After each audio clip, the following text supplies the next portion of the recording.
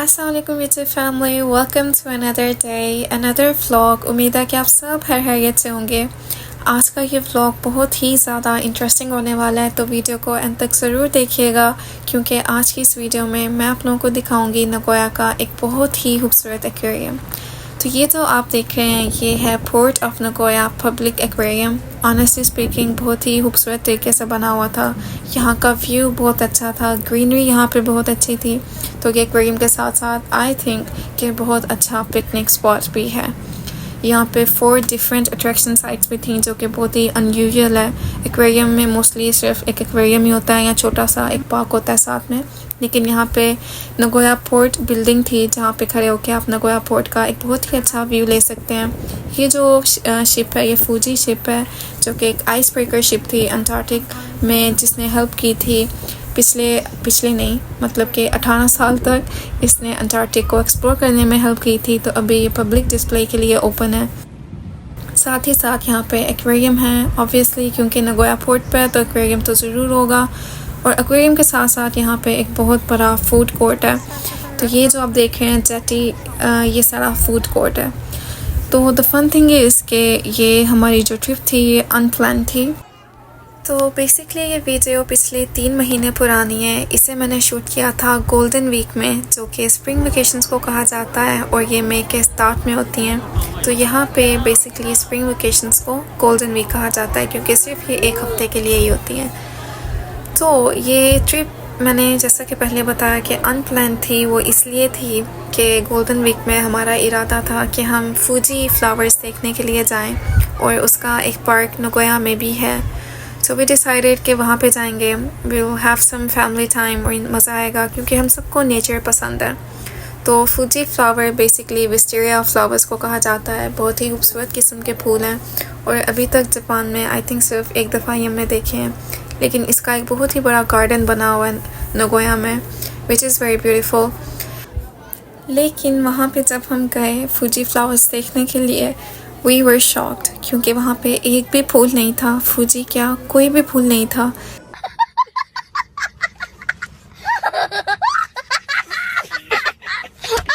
सबके सब फूल झड़ चुके थे। वी वर सरप्राइज कि इतनी दूर से हम आए हैं इन फूलों को स्पेशल देखने के लिए, तो अब क्या किया जा सकता है।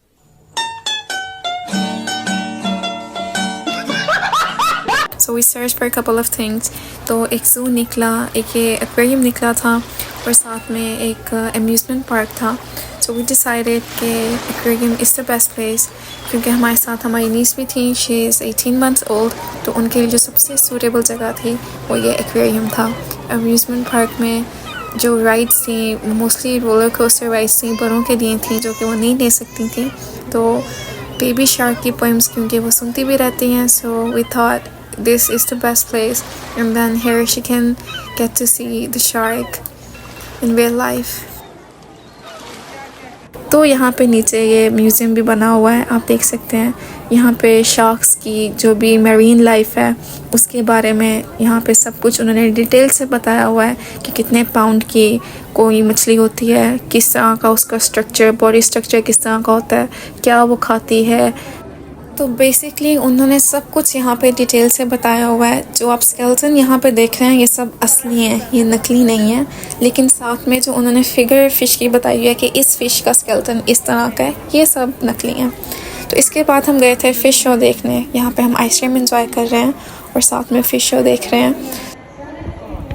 By the way, one of the funniest thing about the show is कि जब भी फ्रंट साइड से डॉल्फिन गुजरती थी तो वो अपनी टेल के साथ सामने बैठे हुए लोगों के ऊपर पानी स्प्लैश कर रही थी। आप स्क्रीन में भी देख सकते हैं कि फ्रंट रो में जितने भी लोग बैठे हुए हैं उन सब ने रेन कोट्स पहने हुए हैं जो कि एक्वेरियम की सर्विस की तरफ से ही डिस्ट्रीब्यूट किए गए थे। लेकिन इसके बावजूद भी आपके कपड़े गीले हो जाएंगे, आपका हेयर स्टाइल, मेकअप जो भी आपने किया होगा वो सब का सब इस शो के बाद ख़राब हो जाएगा। So if you are okay with that, आप फ्रंट रो में बैठें, खूब इंजॉय करें, but we preferred to sit at the back. तो it depends on you, it's your own choice. तो एक ये फ़नी वाक़या है।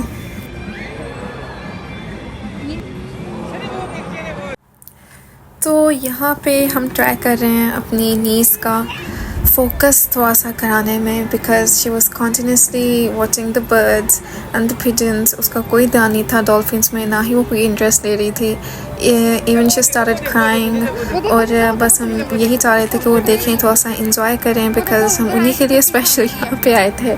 But because of the crowd, it was very crowded, वो थोड़ा सा डर गई थी। That is the reason she started crying. और वो इससे पहले कभी इस तरह क्राउडेड जगह पे नहीं गई, तो शायद वो थोड़ा सा नर्वस हो गई थी। तो यहाँ पे हम उनका चेहरा पकड़ पकड़ के दिखा रहे थे कि भाई हम ये देखने के लिए आए हैं, थोड़ा सा फोकस कर लो, इंजॉय कर लो। But she was in her own world. यहाँ पे पिजन्स उड़ रहे थे कुछ, और साथ में कुछ बर्ड्स वगैरह हो रहे थे, तो उसका फोकस कम्प्लीटली उन पिजन्स की तरफ था। डॉल्फिन में कोई इंटरेस्ट नहीं था। The only part she enjoyed was the beginning, जहाँ पे ग्लास में दिखाया कि वहाँ पे डॉल्फिन्स जिस तरह घूम रही थी, सिर्फ उन्हीं को वो शौक से देख रही थी, because she thought it's a baby shark from the poem. Other than that the whole time she was crying, और हम सिर्फ उसको चुप कराते रहे। तो ये हमारा ट्रिप कुछ ऐसा गुजरा है। आई ट्राइड माई बेस्ट कि मैं पूरा शो कैप्चर कर लूँ, लेकिन नहीं कर सकी, because me and my sister and even my mother we all were taking care of Anisa, because she was continuously crying. तो हम सिर्फ उसी को चुप कराते रहे हैं। तो बहुत हद तक मैं शो रिकॉर्ड नहीं कर सकी, लेकिन जितना भी रिकॉर्ड किया है, I hope you enjoy watching it. मेरे पास कुछ सी पैराडाइज की वीडियोस भी हैं, जो कि टोक्यो का एक एक्वेरियम है, जहाँ का शो बहुत ही ज़्यादा अच्छा है। तो अभी तक मैंने वो शेयर नहीं की, वो पिछले 2 साल पुरानी है, और वो मैंने वर्टिकल में रिकॉर्ड की थी, क्योंकि तब यूट्यूब का कोई इरादा नहीं था। तो यहाँ पे मैं वो भी शेयर कर देती हूँ, क्योंकि मैंने जो यहाँ का शो था वो इतना रिकॉर्ड नहीं किया, लेकिन जितना भी यहाँ पे मैंने शो देखा था, आई थिंक के सी पैराडाइज का शो ज़्यादा अच्छा था। तो अभी ये जो आप वीडियोस देख रहे हैं, ये सब सी पैराडाइज की हैं। तो I hope you enjoy watching it.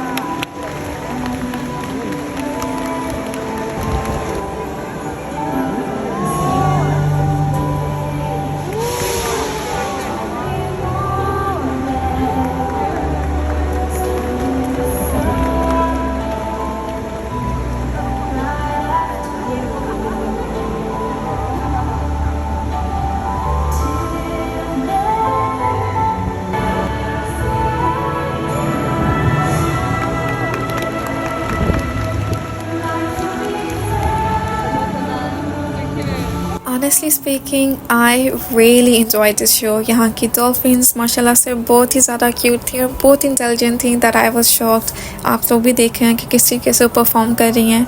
अल्लाह ताला की सब महलूक की बहुत खूबसूरत है और अपने अपने तरीके से इंटेलिजेंट है, बट या आई वाज रियली शॉक्ड। तो ये मैंने वर्टिकल में वीडियोस बनाई हुई हैं, जो अभी मैं जूम इन करके आप लोगों के साथ शेयर कर रही हूँ। तो इंशाल्लाह अगर मुझे दोबारा कभी मौका मिला सी पैराडाइज विज़िट करने का, तो मैं वहाँ का एक प्रॉपर व्लॉग आप लोगों के साथ ज़रूर शेयर करूँगी, because the show was really amazing.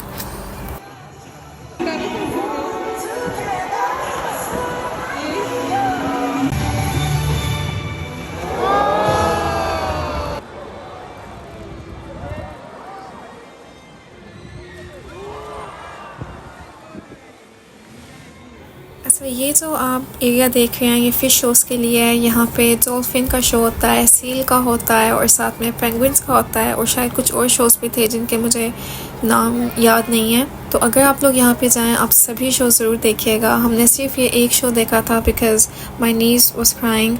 आप देख सकते हैं, they are so intelligent, they are waving bye with their tails. माशाल्लाह, अल्लाह ताला की हर महलूक की बहुत खूबसूरत है और इंटेलिजेंट है अपने तरीके से। So and one other thing is कि जब यहाँ पे ट्रेनिंग हो रही होती है, क्योंकि ये हर 1.5-2 घंटे के बाद होता है, तो आप वो ट्रेनिंग भी जाके देख सकते हैं। ये सार्डीन्स का एरिया था। ये देखकर मुझे हज़रत सुलेमान अलैहिस्सलाम का एक बहुत ही खूबसूरत वाक़या याद आ गया कि जब उन्होंने अल्लाह ताला से इजाज़त ली थी सब महलूक को खाना खिलाने की, उनको दावत देने की, तो काफ़ी दिनों के लिए उन्होंने खाना प्रिपेयर किया। और फिर जब उन्होंने सबको बुलाया, तो दस्तरखान पे सबसे पहले उन्होंने एक मछली से कहा कि वो आके खाना खाए। तो उस मछली ने सारा खाना कुछ ही बाइट्स में खा लिया, जिसे देख के हज़रत सुलेमान अलैहिस्सलाम बहुत ज़्यादा शॉक्ड हो गए थे। और उस खाने को खाने के बाद शी सेड कि शी इज़ नॉट फुल, ये तो भी सिर्फ कुछ हिस्सा ही उसने खाया है और ऐसा खाना वो दिन में 3 दफ़ा खाती है। तो ये देख के वो बहुत ज़्यादा शॉक्ड हो गए थे कि जो खाना उन्होंने सारी महलूक के लिए बनाया था वो एक मछली कुछ ही बाइट्स में खा कर ये कह रही है कि अभी भी वो फुल नहीं हुई और इस तरह का खाना दिन में वो 3 दफ़ा खाती है। सो दिस शोज़ कि हाउ ग्रेट आवर रब इज़, कि समुंदर की गहराइयों में रहने वाली कोई मछली ही क्यों ना हो, पत्थर के नीचे कोई छोटा सा कीड़ा क्यों ना हो, हम इंसान और जितनी भी और महलूकात है अल्लाह ताला की, अल्लाह ताला उन सबको नवाजते हैं, अपनी रहमत उन पे बरसाते हैं। So we should be very grateful and thankful to Allah. तो एक छोटा सा वर्ड है अल्हम्दुलिल्लाह, मैं आप लोगों को सजेस्ट करूँगी कि आप लोग भी ये ज़रूर कहा करें। आपने नोटिस किया होगा कि अगर आप किसी इंसान को भी थैंक यू कहते हैं तो कैसी स्माइल उसके फेस पे आती है, कितना खुश वो इंसान हो जाता है। तो जो रब हमसे इतनी मोहब्बत करता है, हमें इतना नवाजता है हमारे गुनाहों के बावजूद, तो उसका भी तो शुक्रिया करना बनता है, बिकॉज ही डिजर्व्स इट। तो ये कि छोटा सा वर्ड है, it is a magical word, it holds great power. तो जितना हो सके अल्हम्दुलिल्लाह ज़रूर कहा करें। इस एरिया में आप देख सकते हैं कि हर कोई खड़ा होकर पिक्चर्स ले रहा है और पिक्चर्स लेने की वजह फ़िशेस के साथ साथ अभी मैं आपको दिखाती हूँ ये जो एक्वामैन है, एक्वामैन नहीं है, ये यहाँ पे फीडिंग कर रहे थे फ़िशेस का, आई डोंट नो, यहाँ पे क्लीनिंग कर रहे थे, क्या कर रहे थे। तो ये भी हर पिक्चर के पीछे पोस्ट कर रहे थे, जिसकी वजह से यहाँ पे पहले से भी ज़्यादा रश हो गया था। तो यहाँ पे मेरी नीज शी वॉज कॉन्टिन्यूसली क्राइंग और हमें जितनी जल्दी थी जाने की उतना ही हम यहाँ पे फंस गए थे। तो आप देख सकते हैं इस फ़िश को, ओ माय गॉड, इसका चेहरे पे कितना ज़्यादा गुस्सा लग रहा है। ऐसा ही लग रहा है कि वो बस गुस्से से ये कह रही है भाई क्या रश लगाया हुआ, जल्दी से जाओ। तो यहाँ का एक ये फ़नी थिंग थी, सो आई कैप्चर्ड इट।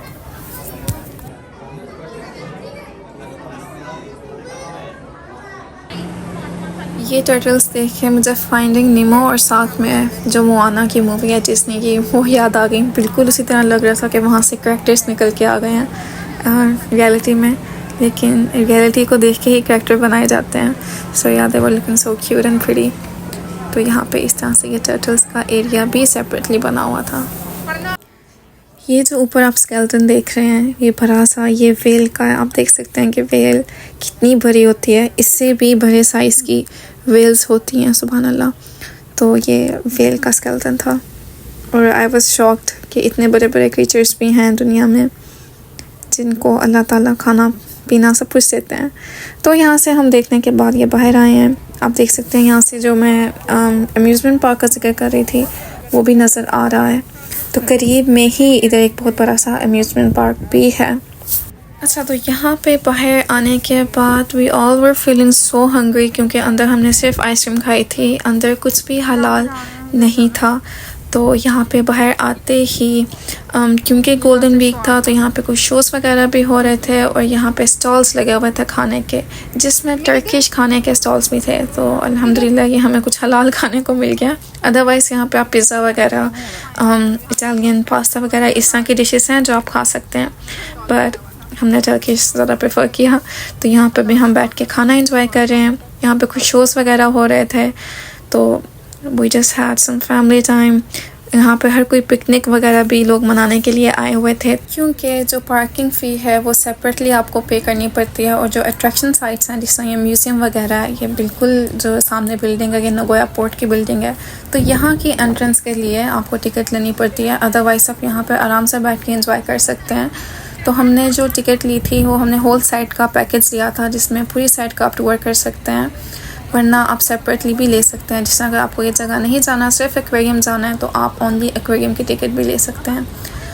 तो हम एक्सप्लोर नहीं कर सके क्योंकि टाइम काफ़ी हो गया था और हमें घर जाना था। We came here by car और मामू के साथ आए थे, तो मामू को ज़रा रात को ड्राइव वो नहीं करते, तो इसलिए हमें वहाँ से जल्दी निकलना पड़ा। तो ये जो आप रास्ता देख रहे हैं बहुत ज़्यादा ही स्कैरी था। It was like a horror movie scene, क्योंकि एक साइड पे ये सब पहाड़ थे और जिस साइड पे ये फेंस लगी हुई है ये नीचे खाई थी और क्या उसे कह सकते हैं झरना था, क्या था, इस तरह पानी का कुछ सिस्टम था नीचे। So it was very scary. तो एक जो ड्रोना सीन हमारे साथ हुआ है वो ये हुआ था क्योंकि ये सारा पहाड़ी इलाका था, जिसकी वजह से हर थोड़ी थोड़ी देर बाद टर्न आ रहा था और रात काफ़ी हो चुकी थी। आप देख सकते हैं यहाँ पे एक भी इंसान आपको नज़र नहीं आएगा, कोई भी नहीं है यहाँ पे। तो फिर भी थोड़ी सी लाइट्स हैं, आगे जाकर मैं आपको साथ वीडियो शेयर करूँगी। वहाँ पर तो लाइट्स भी नहीं थी। और ये फ्रंट सीट पे यहाँ पे मैं बैठी हुई थी क्योंकि पीछे मेरी सिस्टर वगैरह, my mom, they were sleeping.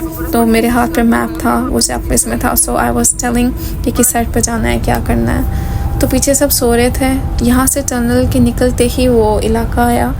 तो उधर ये सीन हुआ कुछ कि जैसे ही टर्न का आया, टर्न किया तो सामने ही रोड पे कुछ क्या उसे कहते हैं, हिरन बैठे हुए थे। कुछ 3-4 हिरन थे वहाँ पे। और जिस तरह आप देख रहे हैं, जिस तरह यहाँ पे टर्न आया, वो सीन रिकॉर्ड नहीं हुआ। तो बहुत ज़रा स्कैरी सा सीन था क्योंकि अगर उस वक्त मामू ब्रेक ना लगाते तो वो एक्सीडेंट हो जाना था। लेकिन अल्हम्दुलिल्लाह शुक्र है वो मैंने देख लिया, मेरी नज़र पड़ गई। तो मैंने फटाफट मामू से कहा कि मामू हिरन है, ब्रेक लगाएं। तो एकदम ब्रेक लगे जिसकी वजह से झटके से सब गाड़ी में पीछे एकदम उछले थे और सब डर गए थे, मेरी मम्मा वगैरह भी, सिस्टर भी, कि ये एकदम क्या हो गया। तो बस ये एक सीन था, फ़नी सीन भी कह सकते हैं, ड्रामा सीन भी कह सकते हैं। तो रात को जब आप लोग भी ड्राइव करें, बी केयरफुल, आराम से हल्की स्पीड से ड्राइव करें क्योंकि कभी भी कुछ भी हो सकता है। And one of the best thing is कि जब भी बाहर जाएं सफ़र की दुआ ज़रूर पढ़ें और साथ में आयतुल कुर्सी भी ज़रूर पढ़ें। हम सब मुसलसल पढ़ रहे थे। सो या, hope you enjoyed watching this video. तो अगर आप लोगों को ये वीडियो देखने का मज़ा आया हो तो इस वीडियो को ज़रूर लाइक करें, मेरे चैनल पर सब्सक्राइब करें। एंड इंशाल्लाह I will keep posting on good content. Japan के बारे में मैं आप लोगों के साथ शेयर करती रहूँगी। सो अंटिल नेक्स्ट टाइम, अल्लाह हाफिज़।